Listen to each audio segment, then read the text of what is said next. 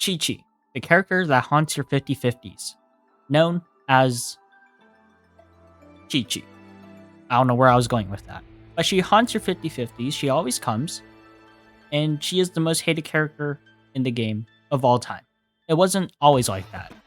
Qiqi was once regarded as the best character in the game, notably back when the game released. People were terrible, they didn't know what they were doing, they still thought Bennett was bad, and Diluc was the best DPS ever.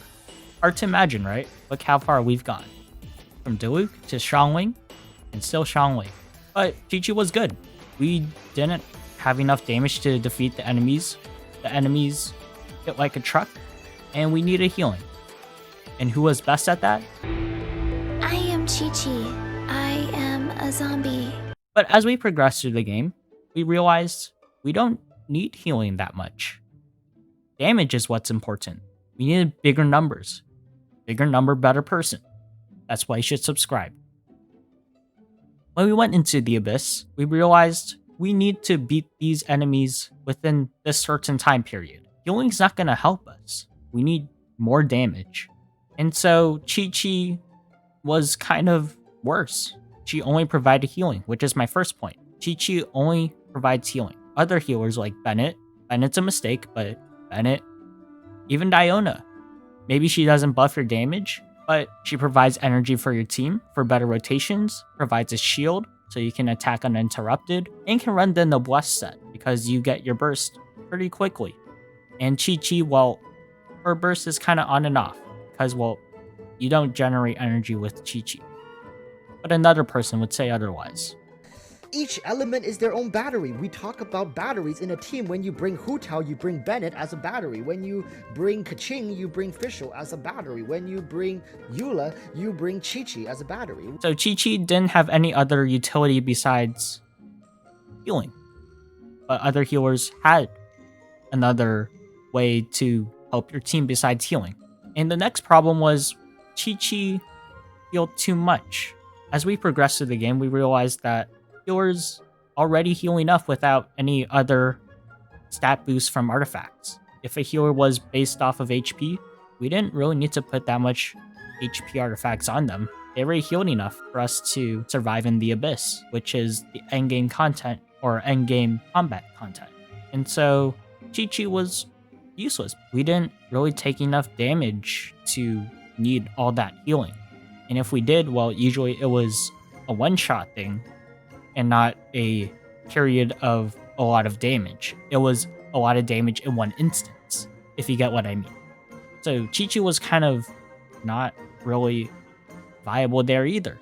Now if Abyss was you constantly take damage in like set intervals or something, well, Qiqi would be great, but that's not Abyss. We need to defeat enemies quickly, so we need more damage. So we build damage-oriented teams.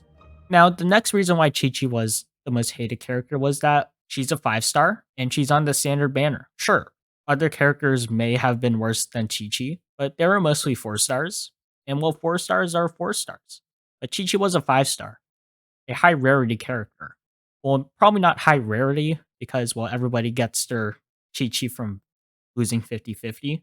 It's inevitable. Nonetheless, it remains a fact that Qiqi was a 5-star, and 5 stars are rarer than 4 stars. Being that bad as a 5-star is embarrassing. And Qiqi was that embarrassment, the failure of the family. And adding on to my point, Qiqi was also on the standard banner, so whenever you lost 50/50, if a Qiqi would come, you would feel terrible. Your life would end. Your Genshin career was over. If you lost 50/50, maybe you could have gotten a Jean. Jean's good. Mona's kind of alright, you know, not Qiqi bad, right? Diluc was great at the time when he was considered the best DPS. Not anymore though, but Diluc is still viable. Qiqi wasn't viable at all. You would have to carry hard with the other 3 characters if you wanted to play Qiqi. Now, of course, Qiqi got better. The Ocean Hue Clam set helped her in many ways. Corrosion kind of helped her because you need healing more, but not that much healing where Qiqi was the best or absolutely needed. Other healers still could have gotten the job done, but Qiqi was a good alternative with Ocean Hue Clam set. But the fact remained that Qiqi was still on the standard banner, and Qiqi became the meme. The damage was done. Whenever you pull for a character and you're on 50-50, everybody expected a Qiqi already. And I don't think there's a way to fix that damage for Qiqi unless Qiqi becomes a very great character somehow, some way. There's a rework, which is most likely not going to happen given Hoyoverse's stance on the state of the game. One can hope. Or if Qiqi is suddenly taken away from the standard banner, people will eventually forget about her. Or maybe not. I don't know. I'm not a prophet. I can't really tell. But I can tell you hit that subscribe button. Yeah. But anyway, that's pretty much the history of Qiqi. Qiqi now is just another character. She's not entirely bad or anything. Not the worst, unlike Dory or other newer 4-star characters that were released. She's still very synonymous with pulling and losing your 50-50. And I don't think that will ever change. I hope you liked the video, and I'll see you later. Bye bye.